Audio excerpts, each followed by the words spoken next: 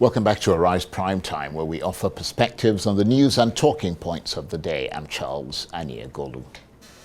Now, with each new ruling delivered by the tribunals or the appeals court on the governorship elections, the perception grows, particularly on social media, that the balance of power has shifted towards the ruling APC party.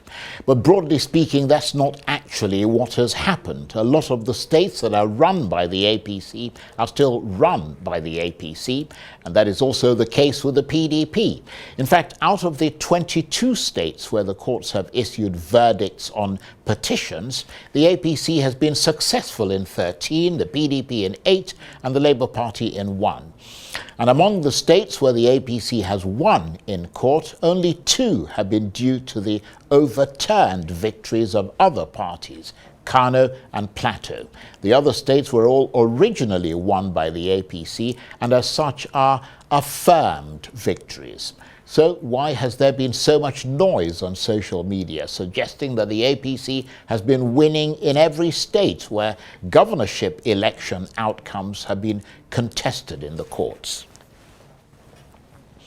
Well, for more on this, I'm joined now in the studio by the political commentator and former Director General of the Federal Radio Corporation of Nigeria, Dr. Ladan Salihu. Great to see you, Dr. Salihu. Good to be here again, Charles. And in the interest of balance, I have to mention that you do rather lean towards the PDP. No comment. Nevertheless, you try to be an objective political commentator. PDP person. So clearly the balance of governorship power isn't shifting towards the APC. Only 2 states have been due to the overturned victories, as we said there, Kano and Plateau. And of the 2, only 1 is PDP. So really, the PDP has been making the most noise out of this, but it's 1 state that has, and it's still got to go through the court system. All the other states were originally won by the APC, and as such, they're all affirmed victories. What's your reaction to that research work that's been done by the cable online news? Very, very enlightening stuff. Yes, well, first of all, let me just make a correction. I think Sokoto, which was won by the APC, was originally PDP. So the cable may need to edit that and rectify. Now, coming to your question, Charles, there is what appears to be, a palpable fear that the figures you quoted, by some in the opposition, that the political terrain, when you look at the the governorship elections or the outcome or the judgments, we are kind of, there is this fear that we are surreptitiously sliding towards. Yeah, but that's why we're trying to back it up with facts. All right. We're trying to see what the facts are rather than what the emotion is. No, you it's see what I not mean? so Or what the suspicion is. Facts are sacrosanct, but reality is also must be taken into consideration, Charles. And it looks to some like there is this attitude of a by hook or crook means approach at using the instrumentality of the legal system to appropriate both Kano and Plateau, and including Zamfara, to the governorship list of the APC. So people raise these fears and concerns, not so much because there is anything so special about opposing APC or any other party for that matter, but because of the phantom feel, if you like, of the Presidential Election Tribunal judgments. From the Court of Appeal right to the Supreme Court, they tend to look at that mirror and say, well, is it what is going to transplant or obtain in these judgments? Are we going to lose, say, Plateau as PDP? Is NNPP going to lose Kano? And you begin to get worried also for Zamfara, because these are contentious states that we need to look at issues, in my opinion, beyond the issues of... now, for the first time, let me walk back a bit and be fair to INEC.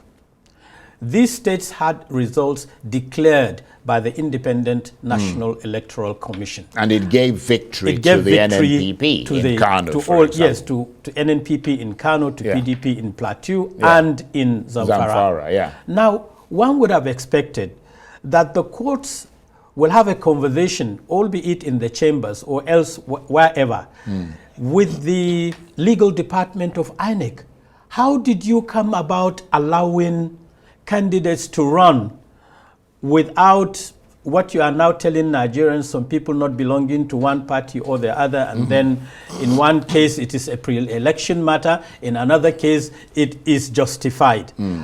There has to be a broader conversation and understanding. I think that's a very good interface. point. I think that's a very good point, Dr. Salihu. And what I find extraordinary about that is that the Electoral Act says that you must be a member of a political party and that you must be sponsored by a political party to run for office. Yes. But it didn't say how you prove who is a member. I mean, surely the NNPP can say who is a member of the party and who isn't. Absolutely. Now, so I find it extraordinary that the courts are deciding for the NNPP who should be a member and who shouldn't be.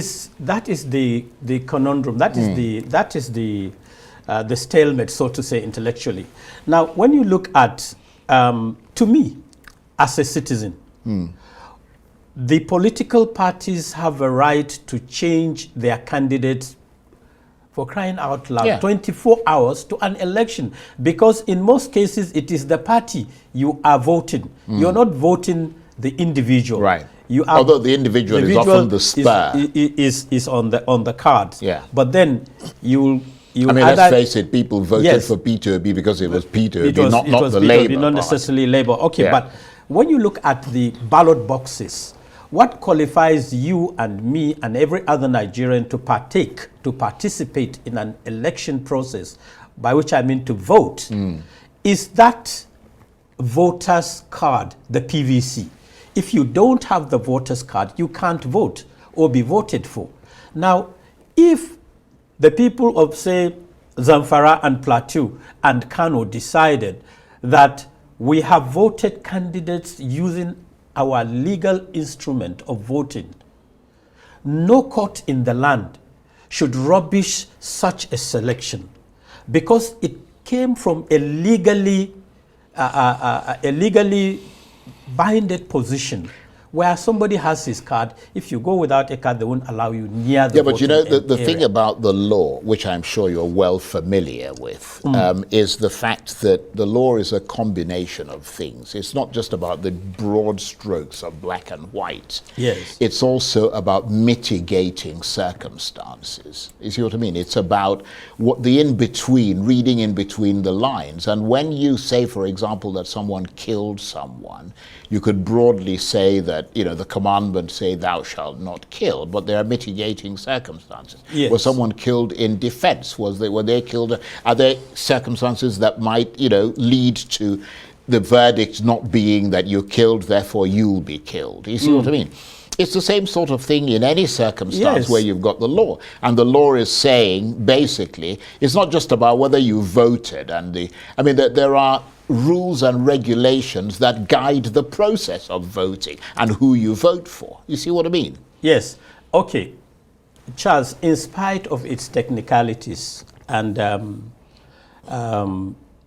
justice to me should be unambiguous. And it should not be dispensed like cherry picking, using technicalities and jargons and slogans to bamboozle the layman into believing that the courts and only the courts can decide who gets elected and who gets defeated. I have a lot of respect for the judiciary because it is supposed to be the last hope of the common man. I want to see in our judiciary a mechanism where the collective will of the people is upheld, is respected, and is made sacrosanct. You don't come and say in one in one fell swoop that everything that INEC did, everything that a party that has sponsored a candidate, has done is wrong. Okay, take for instance the issue of Zamfara. In Zamfara, we all saw it played out. The electoral officer of Maradun local government, one of the 3 local governments that they now said there will be an election or by-election. The electoral officer of that local government was kidnapped during the last gubernatorial election, brought into the government house in Gusau, and he was being literally forced to announce results that were cooked up. And he told the world he wasn't going to do that. The results that were announced by INEC and in Zamfara should stand. What you need in Zamfara right now, if you are going with anything outside restoration of security and tranquility and peace, whatever you're taking to Zamfara right now will not be practicable. If you take, for instance, one of the 3 local governments, the Birnin Magaji local government, is contiguous with Kauran Namoda. Both of them share common boundary with Katsina, where you have insurgents coming in and out. You cannot go outside the local government headquarters in Birnin Magaji more than 2 kilometers at any time of the day or night. Tell me how practicable will you conduct an election in that kind of situation? Ditto for Bukuyum, or even as at 3 days ago, when I am told the Honorable Minister of State for Defense was in Gusau, bandits spent almost 2 hours, 25-30 kilometers away in Kauran Namoda, taking people at will. So it is impossible. I want to see a judiciary that takes a holistic look in a manner that it should be helpful to assist politics and democracy to thrive in a country that is facing clear challenges. That is not to say you should sweep the issues of the law under the table. No, a governor has won, INEC has declared, have a conversation with the Independent National Electoral Commission legal department and ask them, how did you come about this, so that let me be educated? Then the letters of the law will obtain in carrying out a judgment. If you get to Kano, quickly, Charles. Very, very quickly, because we've got about a minute. In Gama Ward, remember, in 2019 elections, Nigerians should remember this, that the present Gauna, the APC candidate, was actually arrested by the police alongside the deputy gubernatorial candidate Murtala Sulegaru. But because he was in office and issues of immunity, people looked the other way. And why were they arrested? Because they unleashed mayhem and violence in an electoral ward that ought to have been cancelled completely, and they wouldn't have been anywhere near power. So now the party is not PDP that has lost Kano. I mean, we've lost literally, but it is NNPP that is losing Kano.